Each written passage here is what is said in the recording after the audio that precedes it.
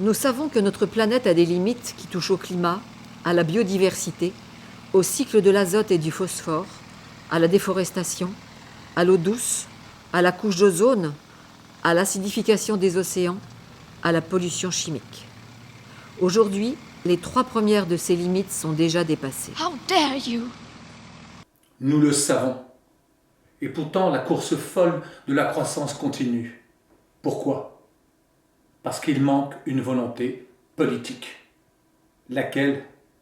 Celle de faire le choix démocratique de retourner sous les plafonds de la soutenabilité écologique.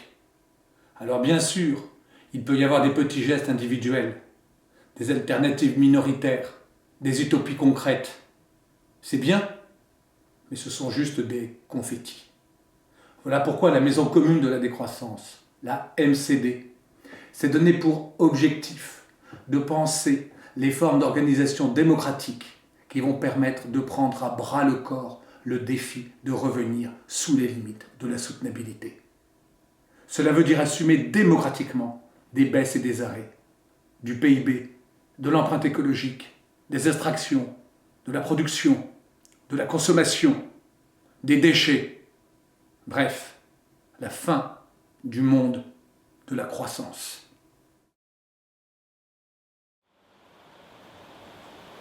Pour cela, la MCD est portée par des valeurs. La sobriété, c'est-à-dire le recadrage de toute décision politique à l'intérieur de ce que les Amis de la Terre appellent espace écologique et qui consiste à borner systématiquement toute proposition entre un plancher et un plafond.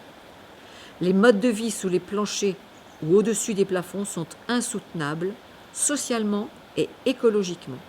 Ils sont hors du commun. L'émancipation, c'est-à-dire une revendication individuelle et collective d'autonomie pour échapper à l'extension des domaines de l'aliénation. Il n'y a pas que le travail qui est marchandisé, mais aussi les loisirs et même les activités de soins, les existences de chacun, le vivant. Le partage, bien sûr, entre les humains, entre tous les humains, mais aussi avec les générations passées, dont il faut protéger le souvenir et les héritages, mais aussi avec les générations futures, qu'il ne faut pas d'ores et déjà priver de tout avenir, mais aussi avec les non-humains, tous les vivants avec qui nous partageons une propriété commune, celle de notre planète. La convivialité, c'est-à-dire l'importance du caractère chaleureux des relations entre les personnes au sein d'un groupe, d'une société, le caractère amical et joyeux du commun. Mais la convivialité, c'est aussi, au sens d'Ivan Illich, la défense d'une organisation sociale qui permette de contrôler la technique, sans, comme aujourd'hui, la confier aux spécialistes et aux experts.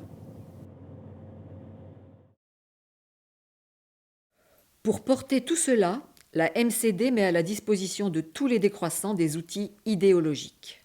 Un site internet qui permet de publier des comptes rendus de lecture, un vocabulaire de la décroissance, des opinions, des articles de fond. Une chaîne YouTube avec des formats très courts et des formats beaucoup plus lents, des rencontres annuelles autour des grands axes de la philosophie décroissante. Ce sont les festives qui ont lieu pendant l'été. Pour éviter de réduire la décroissance à une simple variante radicale de l'écologie, la Maison de la décroissance mène des combats politiques qui sont en réalité des combats anthropologiques. Qui peut croire qu'il pourrait mener une vie heureuse et sensée sans les autres ?